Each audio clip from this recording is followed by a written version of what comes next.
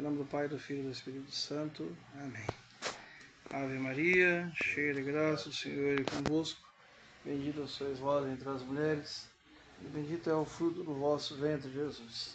Santa Maria, Mãe de Deus, rogai por nós, pecadores, agora e na hora de nossa morte. Amém. Em nome do Pai, do Filho e do Espírito Santo. Amém. Bom, continuando a catequese, né, que eu estou dando, né? Estou usando o livro do Padre Luiz Schecknato, Missa Parte por Parte, né? Eu estou aqui em PDF. Prometi mandar um outro PDF para vocês, não mandei ainda, vê se eu mando hoje mesmo. Hoje, sem foto, eu mando. E nós estávamos falando hoje sobre a questão da música, ou do canto dentro da liturgia da missa, né? Canto litúrgico. Falei um pouco sobre os salmos, né? Falei sobre os ritos iniciais, expliquei o que é a missa, né? O Caio está aqui comigo, está ouvindo também, aproveitando também para ouvir já de tabela. E aí hoje eu vou falar um pouco sobre o sacerdote, as vestes e o altar. Houve pessoas que se tornaram inesquecíveis por causa de sua sabedoria e realizações. Santa Catarina de Sena é uma delas. Ficou famosa pela sua intervenção na história da igreja, pedindo ao Papa para que saísse do cativeiro de Avignon e voltasse para o seu lugar em Roma. É de Santa Catarina essa frase: se um dia eu encontrar no caminho um sacerdote e um anjo, primeiro saudarei o sacerdote, depois o anjo, porque o sacerdote representa Jesus Cristo, né? Interessante, né? São Francisco também falou a mesma coisa, né? Se ele vê um anjo e um sacerdote, primeiro ele beija a mão do sacerdote, para depois beijar a mão do anjo, né? Então, assim, existe uma história sobre os sacerdotes, né? Então, o padre que está explicando, né, a história de onde surgiu o sacerdócio, né? Desde os primeiros tempos da humanidade existiram sacerdotes, tanto entre os judeus como entre os pagãos, né? Entre os gregos tinha lá os sacerdotes gregos, né? Sacerdotes gregos, né? Você tinha lá as sacerdotisas, né? As sacerdotisas, né? Como é que chama lá? Tinha lá essas sacerdotisas mesmo, né? Que elas tinham um papel de profetisas, né? Sim. Isso no culto grego, né? No culto grego. E no culto judaico, né? No culto judaico também tinha os seus sacerdotes. Sua função principal era oferecer sacrifício à divindade, né? Os gregos também ofereciam seus sacrifícios, os astecas ofereciam sacrifícios, os maias, né, ofereciam seus sacrifícios, e os sacerdotes judeus também ofereciam seus sacrifícios, né? Tanto que sacrificavam bois, pombas, rolas, né, dentro do altar. Por isso ele se revestiu de um sentido sagrado.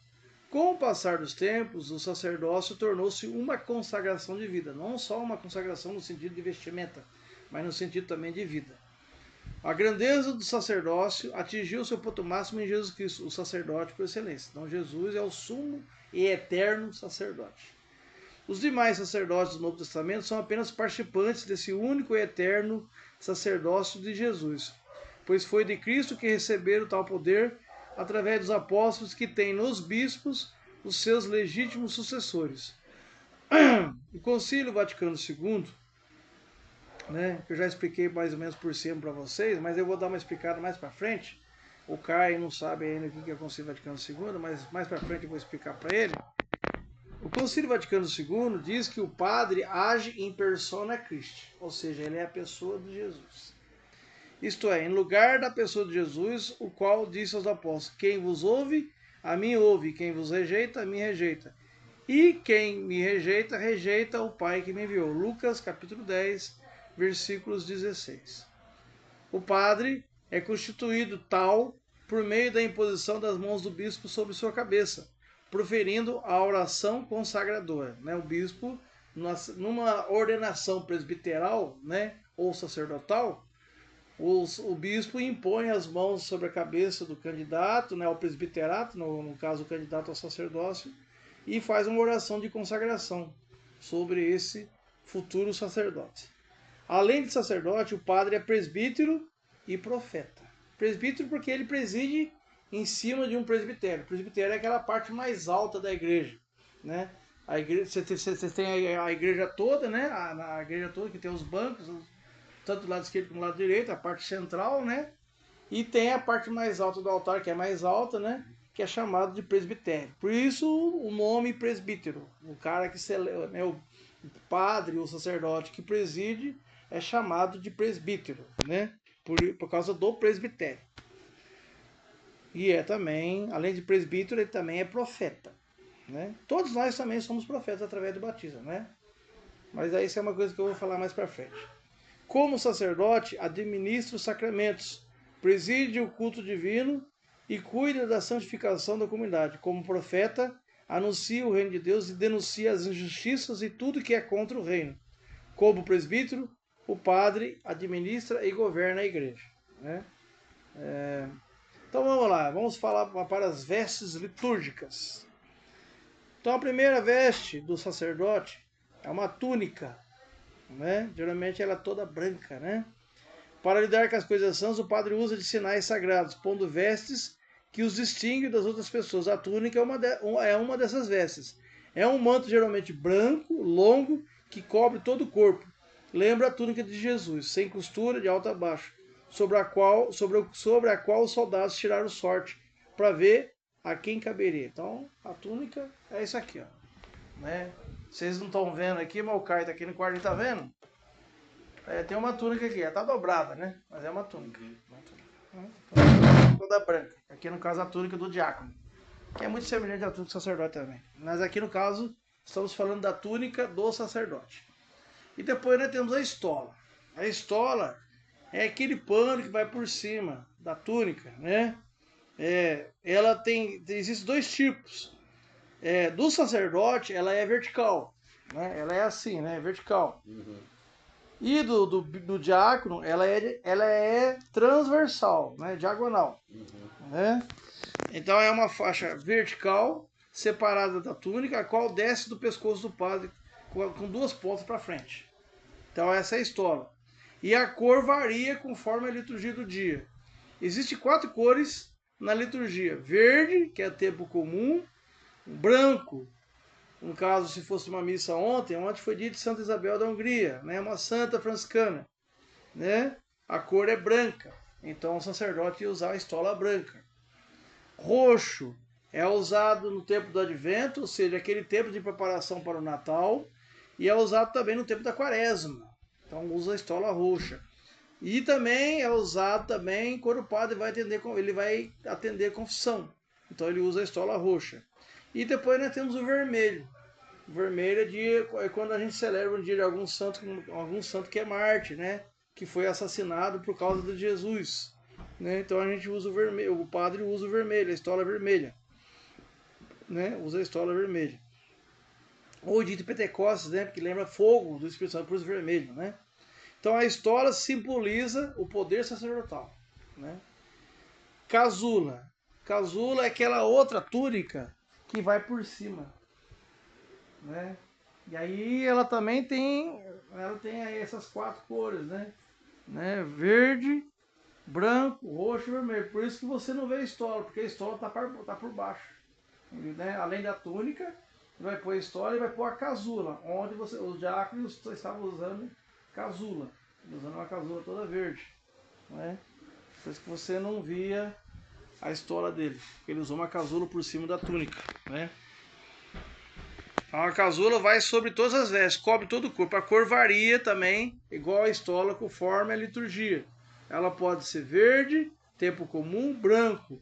No caso, por exemplo, ontem foi dia de Santa Isabel da Hungria, então é usada a cor branca. Né? Ou pode ser roxa, o tempo penitencial, né? Período do Advento, ou Quaresma, né? Ou e vermelho, né?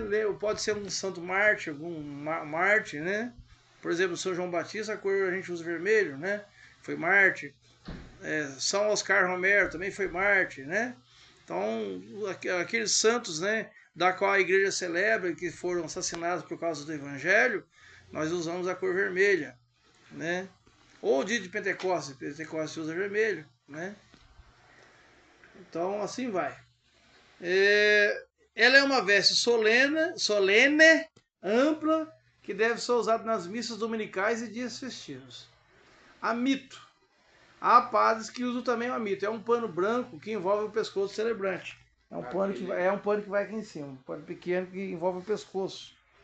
Né? Veste antes da túnica e antes da alva. Você viu que o diácono ontem ele pôs um pano branco, depois ele pôs a túnica. Aquilo é alva. Desculpa, amito, quer dizer. Chamado de amito. Então vai o amito, depois ele põe a túnica, depois ele põe a estola, depois a casula. Olha quanto pano, né? Deve esquentar pra caramba.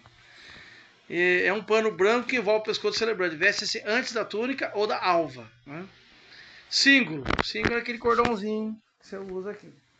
Alguns padres usam. Alguns não. Alguns usam, alguns não. Eu uso o símbolo. O meu símbolo é aquela corda. É um símbolo. Né? É um cordão que prende a alva ou a túnica à altura da cintura. Eu não reparei se o diácono está usando símbolo. Mas geralmente usa. O padre usa, né? E a alva é uma veste semelhante à túnica. Use-se uma ou outra. Então essas são as vestimentas do sacerdote. O altar. O altar é aquela mesa, geralmente de mármore, que fica em cima do presbitério, na parte mais alta, né? Fica no meio, né? Você tem uma cruz no meio, na parede, e o altar, né? Em frente, né? Então, o altar representa a mesa da ceia do Senhor. Lembra também a cruz de Jesus. Por isso que o padre beija o altar, porque ali é o lugar do sacrifício. Por isso que ele beija o altar. Então lembra também a cruz de Jesus, que foi como um altar onde o Senhor ofereceu o sacrifício de sua própria vida. Em geral, o altar fica num plano mais elevado para ser visto por toda a Assembleia. Com certeza, fica num lugar mais alto, em cima do presbitério, que também é a parte mais alta da igreja. A existência do altar é tão antiga quanto a história da humanidade, pois está ligada aos sacrifícios, que sempre existiram tanto entre os judeus quanto entre os pagãos. Né? A primeira menção de altar na Bíblia aparece com Noé, que ofereceu um sacrifício sobre um altar. Gênesis 8, versículo 20.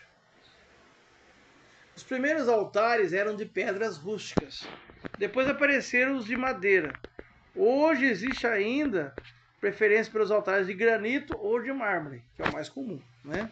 O altar deve ter o sentido de uma mesa de refeição para celebrar a ceia do Senhor. Com a formação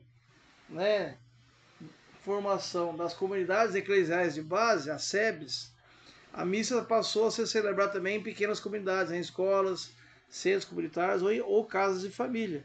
Né? Para quem não sabe o que é SEBs, né? São comunidades eclesiais de base. Né? É um movimento dentro da igreja, é uma pastoral dentro da igreja que costuma celebrar, geralmente se celebra nas casas. Né?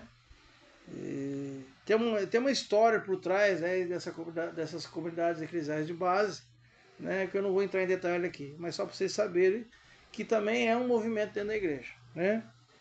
Então, com a formação das SEBs, a missa passou a ser celebrada também em pequenas comunidades, em escolas, né, centros comunitários, favelas, né, ou casas de família. Com isso são improvisados muitos altares. Aí você improvisa, porque não tem altar dentro de uma casa. Você vai usar uma mesa, a mesa que é usada em casa. É bom lembrar que se deve ter o máximo de consideração com a Eucaristia. Não se pode celebrar a missa sobre uma mesa velha e suja, né? Que a família nem usa mais. A Deus se dá o que há de mais digno. Então você tem que dar o melhor.